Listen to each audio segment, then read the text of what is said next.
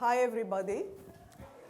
Thank you so much for joining this magnificent occasion of the launching of Professor Chandra's brilliant book, Resistance as Negotiation, Making States and Tribes in the Margins of Modern India. I am not exaggerating or saying this just because I am sitting here in front of Professor Chandra, but people have already been contacted me to say, your colleague Uday Chandra, where can we get the book other than Amazon? Is there a paper copy? So one of the very brilliant people, scholars of South Asia and India, blurred the book as an illuminating and engaging, longue durée account of everyday resistance and state making. The ambitious book takes on the tropes that have shaped the conventional understanding of the past and the present of peoples labeled as Adivasi or tribal in India. And if you look closely at the debate, this is one of the traveling concepts in South Asia taken at face value. And here there is a challenge to try to look at a brilliant work by an anthropologist, among the political scientists, Uday Chandra. I have to apologize for everybody that there is a double booking for my class, which is taking place right now upstairs on the second floor, but there was no way for me not at least to welcome everybody and to introduce you to this fantastic occasion of celebration of Professor Chandra's dear friend and colleague and brilliant author. So let's, if you see me getting, Zarqa Paris is going to take over as moderator, and Dr. Parvez did her PhD at Durham University and taught here multiple courses on the Gulf, and her book is to be celebrated soon, so she will take over from me as I try to make myself known to students that I'm alive. I don't know how that would make them feel, but there I am, at least for now, this minute. Okay, right. So welcome, Omar.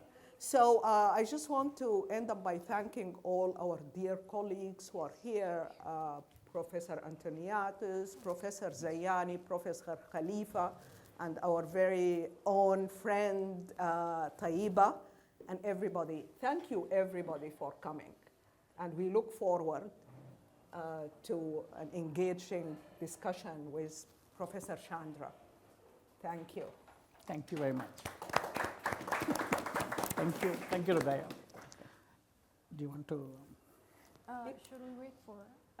Yeah, Hassan he's just gone to the prayer room. So I'll just in the meantime, Professor Chandra, for those people here who are not really familiar or didn't get the opportunity to read the book yet, can you just in 5 minutes give us the key points and how it contributed to a debated issue that went back and forth across India and the Euro-American Academy. So please. So I started this very early in my PhD career after I finished my master's coursework. I was interested in the Maoist insurgency, which was starting out in eastern India. And it so happened that for reasons that were not clear to many people, mostly in the forested parts of eastern India or eastern and central India, which are the kind of the tribal belts, that is what became the epicenter of the Maoist insurgency. Of course, this is just around the same time that Nepal had had its revolution, so there was a kind of connection. It was known in those days as the Red Corridor. So long after revolutionary Marxism or Maoism was relevant in many parts of Asia and other parts of the world, it became a big deal in the early 2000s in Nepal and Eastern India. So of course, the tribal factor was also very significant in Nepal, and a number of political anthropologists went to study this, or they became students of revolution, though they were really anthropologists studying tribal culture and custom and religion and so on. But they de facto became experts on the Civil War. But my trajectory was a little different, which is that I, as a political science student, I went to study the different causes of why young people in these regions in eastern India, especially the state of Jharkhand, but also neighboring states of West Bengal and Chhattisgarh, Orissa, why they were interested in becoming part of an armed guerrilla movement in the forests, which ultimately had the goal of a kind of Maoist-style encircling of the city and kind of the takeover of the Indian state, or at least that was the stated ambition of the movement since the 1950s and 60s. What I found was that actually, far from the ideology of Marx and Lenin and Mao, what became more interesting to me is I became interested in the youth politics of these tribal youth. I became interested in their intergenerational and gender struggles, and also increasingly, as I talked to older people, it seemed there was a sense of deja vu, of participating in both peaceful as well as not so peaceful social movements.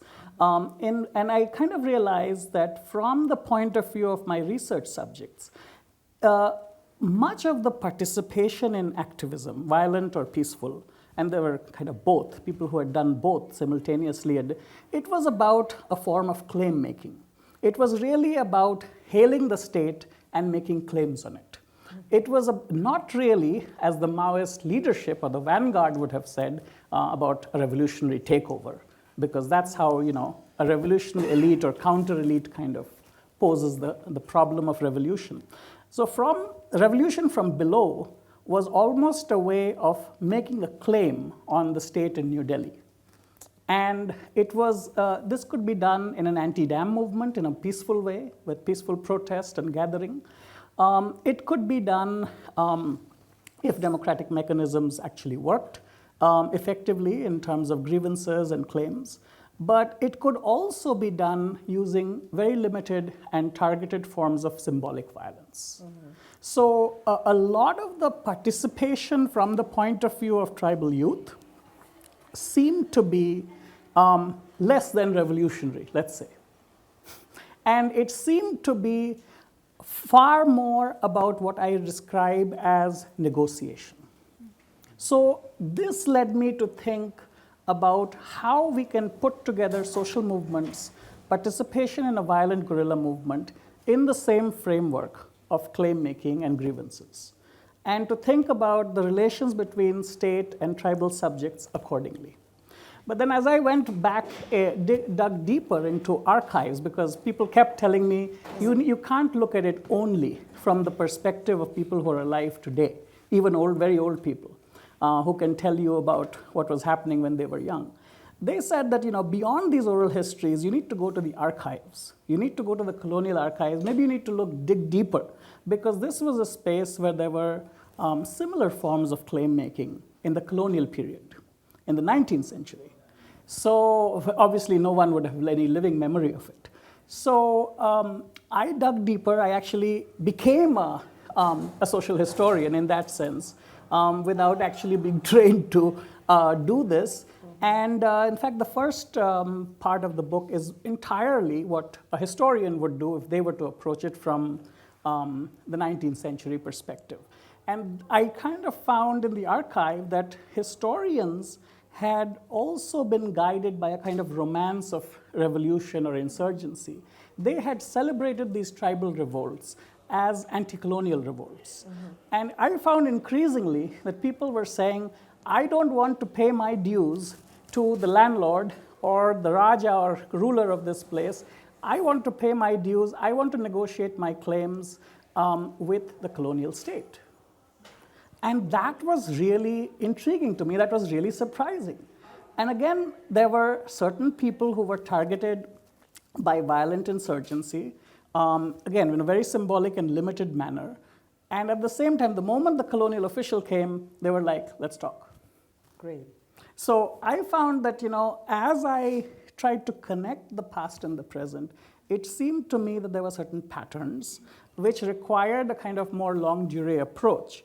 And in some ways, I could say that the very concept of colonial anthropology about tribes in British India, it kind of emerges from this negotiation between state and society. Okay. I have two questions before I turn to Professor Mahmoud. The first question, would I be wrong to say that there was a kind of a vernacularized Maoism in that context? And if so, did it fail enough so that the group, the revolutionaries, became less of revolutionaries? Yes. What yes. happened? I think they all became absorbed in the political process. They all fought on different party tickets in elections. That's what happened. So counterinsurgency cannot just be seen, therefore, as a military operation. It needs to be seen as a way in which people became incorporated into the state-making process. So we need to think about state formation as this dynamic process by which, in some ways, the insurgency ended because people became, the rebel leaders became part of the new state structures. So again, that kind of follows the negotiation logic. Great. Yeah. If you were to write the second volume, which I think you're going to do, you're poised, what do you think a politics of memory and forgetting would look like? I think it's really important because when people collect oral histories, we have to realize that methodologically there's a lot of sifting of memory that's going on. And so what we are told and what people remember is somewhat strategic. So there is also strategic forgetting or remembering. So in that sense, as social scientists, we have to be very careful and sometimes check against the historical record. Because a newspaper account or a file, a government file, might contradict. And then you should ask further questions of the person you're talking to. So of course we don't believe what people tell us. Of course not. Well, I am really very sorry, and it is very unfortunate that I had to. Is it okay if I say, because I have to go to class? But it's a pleasure. Uday, congratulations again, and we look forward to a more in-depth reading group to try to figure out some of the nuances and the subtleties in this book. Thank you. Thank you, Rugaya. Thank you very much. Thank you. Come, Hassan.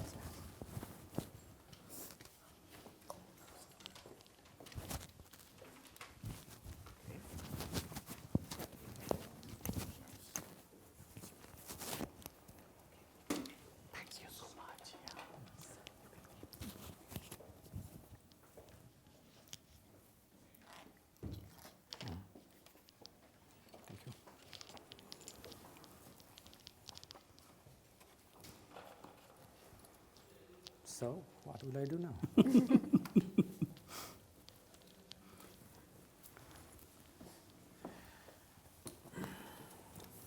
Over to you. So Hassan, of course, teaches sociology at Northwestern University in Qatar.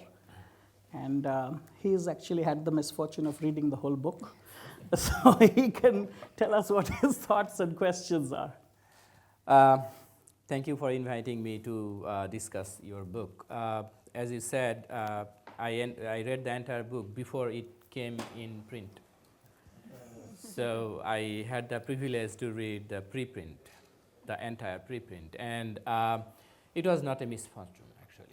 This is one of the books written by any politician, a political scientist that kept me like really glued to the book, because my perception was for obvious reasons. My perception was that political scientists write like more quantitative, heavy, policy-oriented books that I am least interested in, right?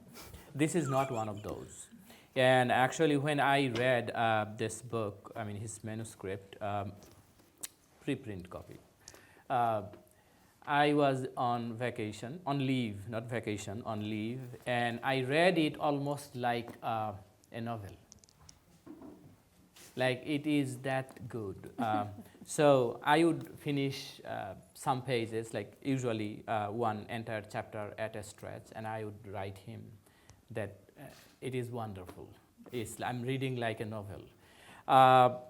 Partly because my I could connect with some of my personal experience with the group he studied.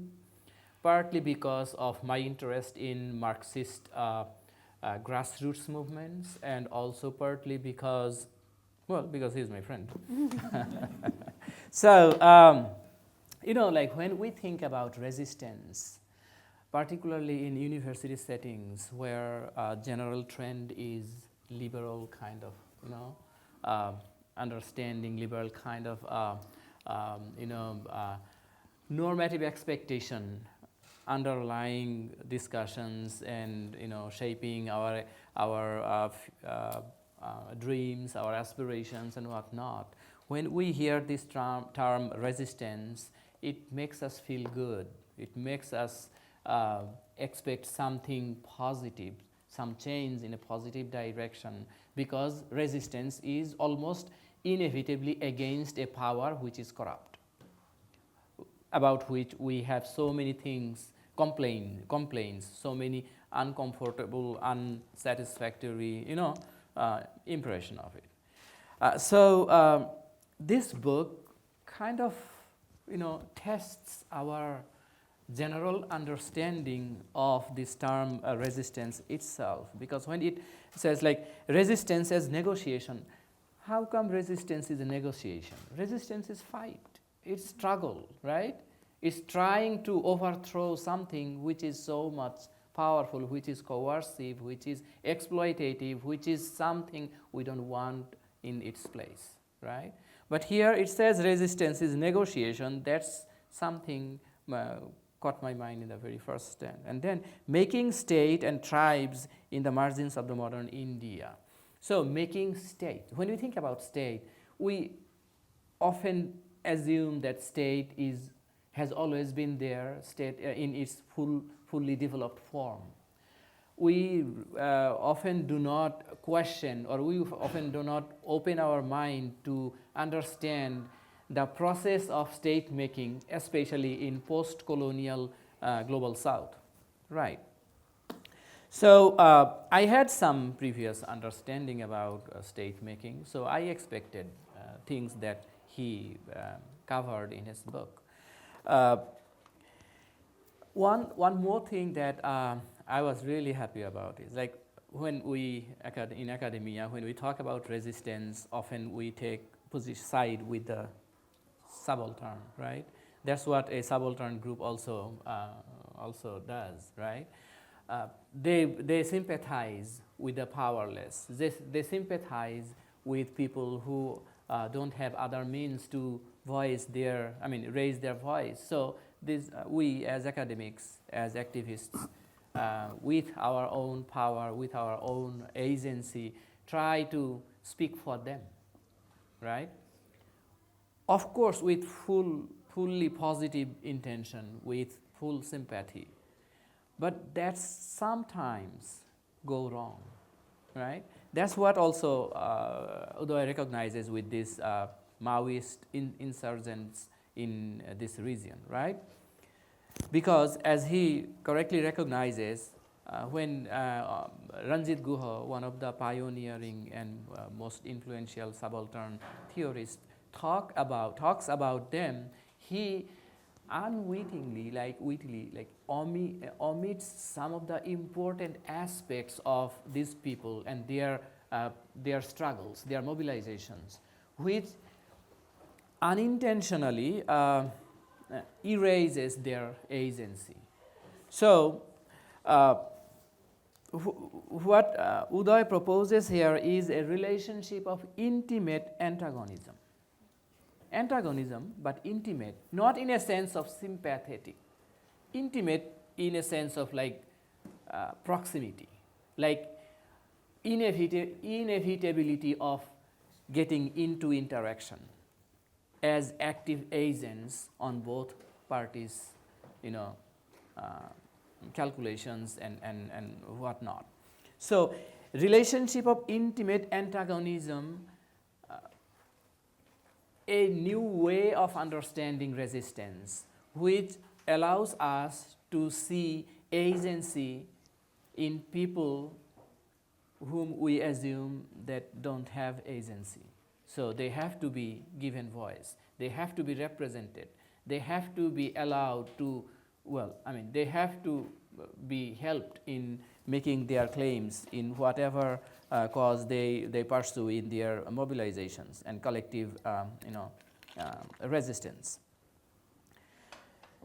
So the other thing is, I find the other thing really captivating is how these seemingly subaltern people demonstrate their agency and make their claims and what happens when they do so. So as I was hearing your conversation with Rogaya, like why we don't see much of their, active struggles after a certain time. We don't see it because they have successfully negotiated with the state and being incorporated or being participants of the state at various levels with various kinds of capacity. It is not a wholesale like state and enemy of the state. The state is porous because it is still in the making. So state is developing itself by incorporating some of those people who are seen at the margin, who are seen as negotiating, not just struggling, because they are opposing, they are resisting, but they are also making concessions when they are given space within this developing state, right? And the rest of the book is really like descriptions based on people's perspective. I mean, I really liked Uday's ethnographic approach, historical ethnographic approach, where he tried as much as possible to downplay his perspective and prioritized the perspective of people he studied. And I also liked the way he kept his interpretations like clearly separated from the perspective of the people in that region, so that we can understand what is his interpretation or understanding, and what is the reality out there. Because that allows us also to interpret the reality, historical reality in those societies in our terms, in terms of our understanding. I think perhaps this is one of the reasons I really like this book. I do not necessarily, the way he writes this book, I do not necessarily have to accept whatever he has to, argue, or however he concludes, because he leaves out enough space for me to understand the way I would like to understand, based on, of course, my expertise, my experience, my intention, and whatnot, right? So, given that, and also from the very beginning, in the when he started discussing about the theoretical frame, an alternative theoretical frame to understand their experience, it's almost obvious that it's a classic James Scott, school of, understanding resistance in everyday life, as James Scott has done in different other contexts. So I just have one question, perhaps, which will lead us to more questions from my side, but also from the audience, is how did you manage to go beyond the more, theoretically structured approach as a trained political scientist, and and capture people's perspective both from historical archives but also from contemporary interactions among the people. Because that was something surprising to me in a pleasant way. How did you do so? I also do ethnography, and I also struggle a lot in going beyond sociological theories and concepts when I want to understand something empirically. Perhaps your answer could give me some idea, useful idea, effective idea, and which would make my writing also a little more interesting. I think, for me, as I said, because I went in the middle of an insurgency, I think it was a little unusual to go in and then try to do field work. So perhaps it's different from studying migration or other issues that people study in a more peacetime kind of context, right? When you're studying wartime context, there is always the fog of war. There are contradictory narratives. People might think you're a spy. Why are you there, right, in the first place? So there are all these aspects which are very practical aspects of fieldwork. But they make us as researchers, we also have our own emotions and our own subjectivities. So we then, at certain points, you have a choice. Can you just pursue the research design that you wrote down when you were a master's student or whatever? Or can you, and many of our students, I often encourage them that you have to improvise when you're doing the research, because things will never be like you were when you were sitting behind a desk or a computer. Things in fieldwork will never be like this, especially if you work in Global South context. There are lots of conflict zones, as we see, even in this part of the world. So when you do research in difficult and complex societies of this kind or social contexts, you are forced to make a choice. Either you stick to the conceptual methodological frameworks that you have done your exams and your field certification and all of that in. So you basically just reproduce an existing body of theory that has come out from the global north. Or you actually think that, well, we need to actually make this more a conversation, an encounter, in which in some ways many of the core theoretical, conceptual, methodological assumptions that we've been trained in will be challenged and perhaps overturned in some cases. One thing I should say also, because you also are involved in a group and conversation on decolonizing social science methods in Northwestern, is that we have to always remember that the social sciences emerge from the 19th century colonial context. And so this is always at the back of our minds, that these reflect, secularization theory or whatever, it's state formation, the Hobbesian version of it, with its, the state is already formed, it's a leviathan.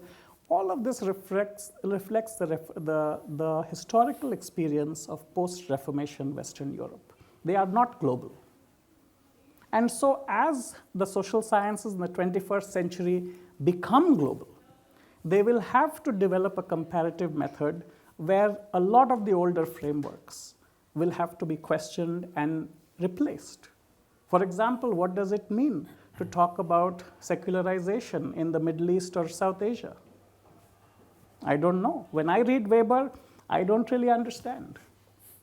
So it just strikes me that there are many of these concepts, whether in international relations and different places. You work on the sociology of remittances. Remittances are much more than development economics tells us they are. They are about family, they are about affect and feeling, right? So again, this requires us to rethink, as in his book, which has just recently come out, it really requires us to rethink migration, remittances, kinship, and so on. So in every different sphere, we have to think what it means to produce new knowledge, which also means new concepts and theories. And this will bring us into conflict with those who are committed to reproducing older conceptual structures. And that's fine. There is a negotiation. There is So, a I really like the way you explain this, which again leads me to another question, which I didn't intend to ask at this point, but do you see any risk of reproducing even when you use ideas, if not the theoretical framework of weapon of the weak? So when you talk about weapon of the weak or resistance in the very everyday life of people at the very bottom, is there any risk of, do you see any risk of reproducing these like people as subaltern or essential subaltern who will never have the opportunity to fully realize their agency at any moment in future? So I actually, for me, when I engage with research subjects, whether as migrants in Doha or when I was talking to tribal indigenous people in Eastern India and during my PhD years, I see myself in the same plane as the research subjects. I am having conversations with people who consider social and epistemic equals. So this means that I do not, as a scholar, go out and say that, look, I should be at the head of the line because I have a PhD or whatever. I don't. That is not how I engage with the world, even on campus.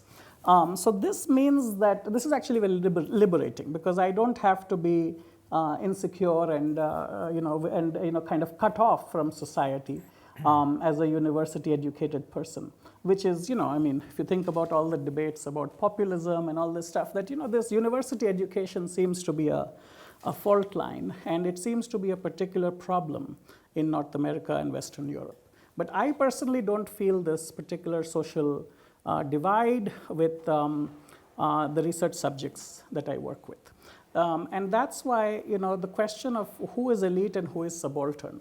Because in that moment, when I am in that village, in a situation where insurgency and counterinsurgency are happening, my positionality is actually rather vulnerable.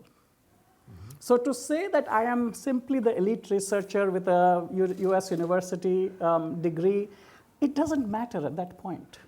I have to navigate that space. So likewise, an entire group of people can never be subaltern in sociological terms. It is highly situational and contextual. And that's why I feel we need to think about relationality, how power is ultimately relational and highly situational contextual. Unfortunately, we live in a world where we are starting to think about these concepts in a highly algorithmic way. There is algorithmic politics, where we are told that their gender or race or global south and global north, we like these big overarching categories, just like in the 20th century proletarian and bourgeois. We like these kind of big ideas which simplify or oversimplify the social world. But things are messy, things are complex. And if we want to study power or resistance, we need to pay attention to the nuance of it. And we cannot label entire ethnic groups as elite or subaltern because it is really quite messy, and we need to be able to kind of tease out the complexities therein. Oh, that's wonderful. So perhaps my last question before, if you Can we keep it brief because we need to take questions from the oh, audience as from well. there. I actually But am we not can let sure you about take the format. That's Oh, why No, it's I okay. thought I was brought in maybe- last minute because I'm good at keeping time. Okay, so just one more question. Okay. So what you said is that in order to, there is the risk of reproducing othering as long as we do not question the concept that we use in our analytical framework. However, practical reality is such that the concepts should not be taken as given and imposed on people to understand their behavior when we actually see things in empirical reality. Rather, we should use concepts as just rough guidelines to go in the field and understand the mechanisms that produces meaning, some of which meanings may be within the conceptual frames. Some of them would be beyond conceptual frames, so we need to revise the concepts, or sometimes even we may need to introduce or come up with entirely new concepts which would be able to explain actual reality in the field. Thank you. Thank you very much. Thank you. Thank you. Is this working? Can you hear me? Okay, so first, as most of you know, I was brought in last minute because Professor Rogaya had to go teach. And so first of all, congratulations, Uday, on your book. I haven't read your book, but I'm pretty sure it's excellent. You are an excellent teacher, poised writer, and a critical researcher. So I look forward to reading this book that you've signed for me. I do have some observations listening to this very interesting conversation about state formation and the subaltern and the agency versus structure debate and etc. and post-colonial state building. But I will leave my remarks till the end because I want to give audience time. We have around 20 minutes. And so I want to make sure that we take as many questions as possible. Do we have questions? Okay, the gentleman here. Could you also introduce yourself if you're not? Yeah. Yes, my name is Anastasios. I'm a parent of a student of the university. First of all, I agree with the professor. The title for me, I find it extremely intriguing, to be honest with you, from both ends of the people resisting and from the state also. I just wanted to ask you, when you did your research, because actually I was doubly interested because you mentioned this particular movement was even starting from the colonial era. So it's quite a long history. But let's say when you compare to other cases like the IRA in Ireland, or the Basque separatists, or the Latin American Marxist guerrillas, this cycle from start to what you call targeted violence at a particular level to negotiation and end. This chain of events, did you find similarities or differences? Or when this negotiation, your opinion, can be a successful negotiation or a failed negotiation? What can go wrong, let's say? Thank you. Thank you. Shall we take a few more, Uday, or do you want to? How do you want to do this? No. Let's take. Okay. We have at the end the gentleman at the end. Anyone else? Please make yourself known. Okay, and after that, there's lady here. here. Hello, my name is Leo, a student in Georgetown. I'm trying to major in history, inshallah. And then I have a question for Professor Uday. Is that you've mentioned about the post-colonial kind of construction of the new narrative. And how do we avoid this kind of new narrative falling into the trap of another grand narrative? And because you've been talking about how we post-colonially, using the postmodern method, we can decolonize, academia. And how do you try to do it without using the narrative that has been used in the Western academia for so long? And what kind of resources do you count on to actually combat this kind of notion? Excellent question. And now we go to the lady over here, please, in the last row. Thank you. Hello. I'm a postgraduate student in Middle Eastern Studies at the Freie Universität in Berlin. That's why I was interested in this, what you mentioned about how to navigate your interaction with the research subject coming from an elitist US institution, but how is this, to whom this is relevant? And how specifically, what method specifically did you adopt? Because this is also changing. Epistemologically, can we say in what sense elitist? So I'm, for example, studying a Middle Eastern Studies department in a German university, and I see it as not really progressive as me studying here, for example, in Qatar, where everything is negotiated, everything is dynamic. So how did you negotiate this, either with your research subjects or with your writing process? Thank you. We have one more question from Omar, and then we'll move on to answers. It kind of follows up on just the last mic. question. Wait, just wait for Yeah. the mic. Okay. Thank you very much. I look forward to reading your book. And my question really kind of follows up on the last question, which is that throughout your writing process, or even in these 15 years when you've been thinking and doing your fieldwork research for this book, any particular moment that comes to your mind right now that was a eureka moment or aha moment for you, whether it was while writing or whether it was while doing your fieldwork? So if you can share an insight from that particular moment, that would be great.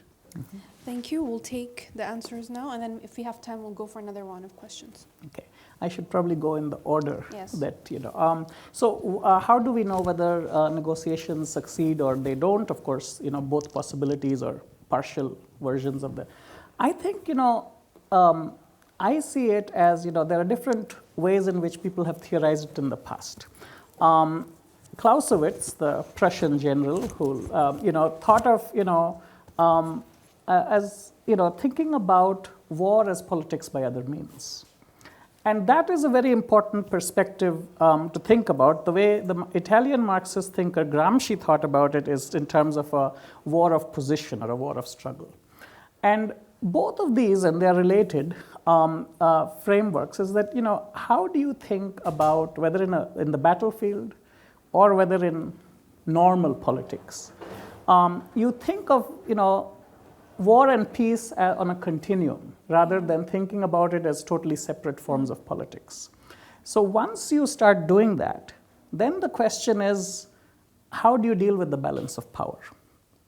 And what is being negotiated in any kind of context, whether in a social movement, say about civil rights, Black Lives Matter, for example, or whether it is struggles for suffrage for women, or for it is an insurgency for regional autonomy or independence. In all of these cases, we need to think about what are the different repertoires or the different mechanisms through which people resist/negotiate. What are the aims and objectives? What are the means in relation to those aims and objectives? And to what extent are those aims and objectives met?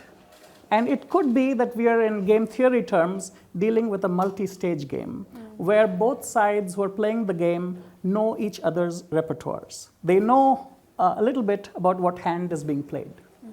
And that makes it a very interesting game because it's a multi-shot game. And it's not, there is a certain amount of commitment or cooperation, if you wanted to use the game theory, certain amount of cooperation is needed for the game to happen. And there are rules, written and unwritten, within which the game happens. And it's only in that strategic context can we understand whether or to what extent the aims are met or not. It's always a to what extent question in my view. And of course, it is not a one-shot game, so it remains to be seen. It is a process. Right? To go back to, let's think about, your question was about the decolonizing. So I think it's really important, as I said, to think about how the social sciences emerged, how data from the colonized parts of the world came to inform much of the theory that we are taught, and then to think about this body of knowledge as changing in the late 20th and 21st centuries. So it's important not to treat what we teach you as gospel. It is really important. It is important to question, to push back, to interrogate, and to think about what aspects truly are valid in a comparative context. And because the social sciences over this century are in the process of becoming global, right? So globalization raises certain questions. It may be that Western Europe is a really peculiar part of the world compared to, secularization theory, for example, is to go back to my example, it doesn't work in North America, or at least in the United States. So there are challenges that have emerged. Even we have to kind of undo ideas of the global north or the west, because they are really catch-all terms which oversimplify and mislead. So it's really important to now think empirically and conceptually, but to put them in closer conversation. Because a lot of high theory just avoids empirical engagement. So I think that is what I would say, that keep your critical lenses open and bring your own experiences to bear in conversation with others, because that's the comparison. It should be open-ended. We don't know where this is going. That's the whole point. Just like with resistance as negotiation, we don't know what the globalization of the social sciences is going to lead to. Yeah. We don't have an end, a telos in mind, right? The question about, I guess both of you were asking about the politics of knowledge and in the epistemic aspects of it, is that I think we have to recognize that while universities like hospitals and government offices are bureaucratic, okay, we happen to be holding certain positions, whether as students, as faculty, or whatever else we do, in these bureaucratic contexts. And I like Weber's idea that these are iron cages, which are kind of soul-numbing, because they are. We know that, right? So these are not places. Bureaucracies are not designed for creativity and for making you a really help you lead a meaningful life. That's really not what bureaucracies are about. They're about rules and governing. It's very top-down. So in this context, we are just passing by. When you're a student, you have a certain number of years. You have, it's like a train. It's going to take you 4 hours. Here it's going to take you 4 years. You're going through this, and you know that you're going to graduate. You're going to get that certificate and go into the world. So I always feel that when I was a PhD student, or even at this point, my view is always that we're, doing all kinds of things. We are complex individuals. We happen to be in particular positions within bureaucracies. But at the same time, we should not be institutionalized. And we shouldn't necessarily think that, I've never bought into the whole idea of being a Hoya and all this, because it just seems to me that, institutions have their propaganda. But we should, and sometimes it's nice to celebrate, and I like festivities and all kinds of pomp, and all this is great. You should all participate in all this. But at the same time, one should never buy into the propaganda. Even nationalism can be very enjoyable. Yes. But at the same time, you cannot believe all the lies peddled by nationalism. But it can be very enjoyable, right? To participate in various celebrations and festivities. And we should, that is part of our everyday social encounters. So it just seems to me that, to go back, that we should not be institutionalized within the bureaucracy. That's bad for mental health apart from anything else. Always be a human being. That's important, with all the complexities and all the good and bad aspects of it. And I think that's, when you approach fieldwork and research in that way, it will be more meaningful for you personally. It will be personally enriching, and it should also transform who you are. The research process should change who you are. It's not simply about putting it on your CV, a few lines here and there. So I think one of the big problems is that we often think in bureaucracies, you are programmed like mice or rats in a maze that, who are trying to find the cheese. It's always about credentials and lines on the CV padding. And there is something to resist here at every level. It doesn't, whether at my career stage or where you are as undergrads or some of you, it's really important to think of yourself as whole persons, as the Jesuits say, and to then think about what it means to be meaningful and creative and playful. So in classes, in research that some of you have worked with me, you know that I encourage people, you shouldn't be afraid of making mistakes, for example, because it's I learn more from mistakes than I learn from when I do things right. And I make dozens of mistakes every day. So which is great, because that makes me kind of, figure out a process and what not to do and what to do, and so on and so forth. But, in terms of, just to finish with, Omar, since you asked a very specific question, I think that the biggest realization, the eureka moment for me, that I kind of recall is that I kind of had this kind of existential moment one day when I realized that pretty much everything that I was taught may not be relevant to complete the project. Mm-hmm. And so in other words, I realized that if I were to do what I had proposed in my research proposal, I would not be able to actually do justice to what people were telling me. But if I were to actually listen to what people were telling me, then I couldn't keep sticking to the proposal.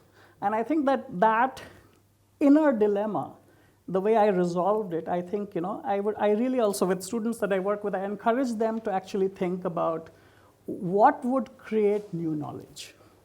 And there has to be some personal discomfort, because you have to, question what you've taken for granted. But that's the only way new knowledge can be produced. Thank you, Uday. I have to admit that I really enjoy being a Hoya, as an ex-Hoya. So I'm sorry, I'm guilty of that. I do, however, criticize nationalism much like you. I want to, we have time for maybe one more question, but before we do that, I wanted to ask you, since we were talking about subaltern and can the subaltern really speak like Gayatri Spivak says, but I wonder if you explored, I haven't read the book, so that's why I'm asking you, if there was a gendered lens at all in subaltern, like we've already criticized, and Professor Mahmoud has already spoken about, the concept of subaltern. So I wonder if, amongst other things, race and other layers, but like I'm interested because of my own work as well. Like, was there a gendered aspect of subaltern? Like, how do you see gender in this? Yes, it's actually the process of actually similar to the work you do and some of the other people in the room. The process of tribe making or ethnicity making in relation to the state making process, it involves, of course, gender and kinship. Yeah. It's actually central to how community formation works, right? So as ethnic groups are transforming themselves in modern times over the last 2 centuries, we have to focus on how gender roles, kinship dynamics change. In periods of insurgency, for example, one of the strange things I noticed in the colonial archive is that there's a big spike in witchcraft accusations. Single women are kind of seen as anomalous. And that actually is a process that I also encountered in the field. But it's also true, on the other hand, that when I saw that it's not only young men, you might think only young men participated in the Maoist insurgency from these communities. That's not true. There were almost equal number of women. So actually, there is a gender justice aspect or an intergenerational youth politics aspect, which did think of gender and justice and social justice in a certain different way, to try to overturn what I call in the book gerontocratic structures, the social structures that older people impose on us. Mm-hmm. And that is very important to understand how these communities are made and remade. So to think of ethnicity in flux, rather than thinking of these as just given or traditional, mm-hmm. Because the whole binary of traditional and modern kind of doesn't really capture mm-hmm. the fluidity of these gender relations and ethnic relations at the same time. Thank you. We can take one more question, or maybe we can let Professor Chandra wrap up. Anyone has a question that they're dying to ask? No? Oh, okay, maybe Professor Noneman. Yeah. Following this absolutely fascinating discussion we've had so far, I'm reminded very much of, 2 things. One is that it suggests that area studies, which is something where I come from, and I moved from area studies into political science and international relations, that area studies actually, rather than being what was often seen as the inferior part, is actually a necessity. It's a really good basis, because you just got to get out there and experience and talk and move amongst. So I'm wondering whether that rings a bell with you. It certainly, looking back, seems to have helped in my work. The other observation is that a lot of what you say rings so true in terms of the Arabian Peninsula, tribe and state in Arabia, and also rings really true in terms of the conflicts between state and non-state groups in Oman, especially, and in Yemen. But I recognize so many of the things that you're talking about without actually having realized it before. So I have to say, some of the work I was doing in quite some time ago, the most interesting stuff I picked up is, like you say, by simply putting yourself down amongst the tribesmen and others and activists and so on. So thank you, because it's kind of put a framework around a lot of the things I've been kind of vaguely aware of for a while. I think this is just 2 minutes, but I just feel like area studies emerged, at least in the US, in the Cold War context, right? And it involved some people becoming experts on this and that region. But at this point in the era of globalization, I think there's a critical area studies that we can think of, that we are much more aware of where things have emerged from in terms of concepts and theories, where we are today, and so on. And I think that when I come to this part of the world and I'm talking to Africanists or to Gulf studies people, there is something new which is happening, which wasn't what the US State Department had in mind, right? And therefore, the area expertise comes into conversation. Someone who's working on Yemen or Oman, when I talk to them, or someone who's working on Tanzania or Kenya, when I have those conversations, I've just finished writing this essay, which is going to be published in our Indian Ocean journal, Monsoon, on the concept of the tribe across the British Indian Ocean, and how it kind of moves around, how people kind of negotiate with the idea through the colonial framework. So, those kind of comparisons, that kind of comparative method is only possible if you know a region sufficiently well, which means that then you can go into second and third regions, again, using a similar method, but it's a more bottom-up method of doing social science. It requires you to know one or more contexts, and it's a slower process. So hopefully, this is going to have some effect on what we think of as the social sciences, because the social sciences assume what has been called a kind of God's eye view, or a view from nowhere, right? But we should always have, my take on this is that there should always be a view from somewhere. There should always be, like we tell students, that there should always be your positionality. Yes. Where are you coming from and where are you headed? And we are all dynamic kind of balls moving through time, right? So in that sense, I feel like, those conversations that we've had in the Indian Ocean framework have been incredibly useful for me, especially with people who work on different regions, who have very different area expertise. Thank you, Professor Chandra, for that wonderful talk. I invite you to talk to Professor Chandra afterwards if you have any questions. Hopefully, I look forward to reading and teaching this book in my class and to continuing the conversation on everything that we were talking about, area studies, about the subaltern, about decolonizing academia, hopefully having a working group on that. Thank you all for coming.